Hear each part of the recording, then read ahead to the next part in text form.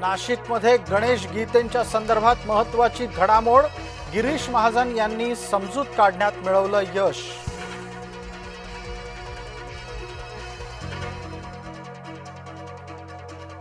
बाळ मानेंची ठाकरे गटातून हकालपट्टी, विधान परिषद निवडणुकीमध्ये माघार घेणं भोवलं.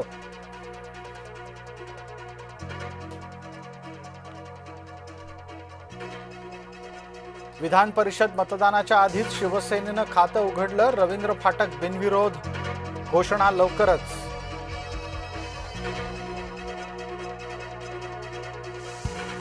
संभाजीनगरमधून देवयानी डोणगावकरांची माघार, पक्षातून झाली हकालपट्टी. नागपूर विधान परिषदेमध्ये भाजप विरुद्ध काँग्रेस थेट सामना, राजीव पोद्दार विरुद्ध अतुल लोंढे अशी लढत. जळगाव विधान परिषदेत रेश्मा कांबळेंची उमेदवारी कायम, अर्ज दाखल करून रेश्मा कांबळे प्रवासाला.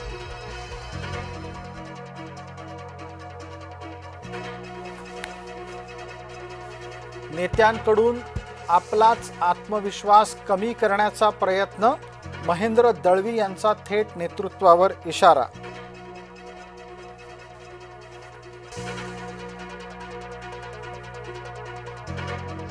कोल्हापुरामधला उबाठातला अंतर्गत संघर्ष चव्हाट्यावर. रवी किरण इंगवले आणि मंजित माने यांच्या वादाची क्लिप व्हायरल.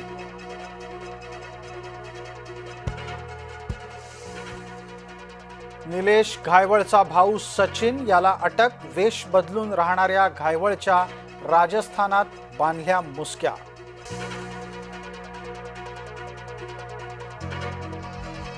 स्कूल बसची भाडेवाढ होण्यानं पालक चिंतेत, शैक्षणिक वर्षाच्या सुरुवातीला 15% स्कूल बसचं भाडं महागणार. विमानतळावर सेल्फी काढाल तर मोबाईल जप्त होईल, सरकारकडून नवे आदेश प्रसारित.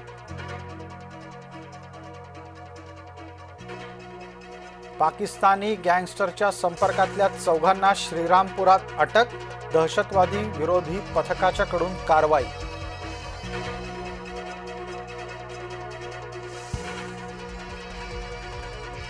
मेट्रोच्या लिफ्टमध्ये अल्पवयीन मुलीच्या विनयभंगाचा प्रकार, मुंबई पोलिसांनी छत्तीसगडमध्ये जाऊन आरोपीच्या मुसक्या आवळल्या.